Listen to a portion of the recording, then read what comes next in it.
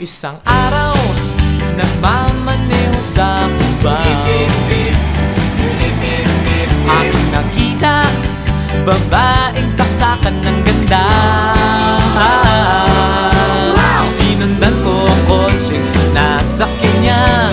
Hindi ko nakitang may dumarating pala. Hindi ko naiwasan, kami bigla nagkabanggaan. Nung magkamalay, ay nasa ospital na ako.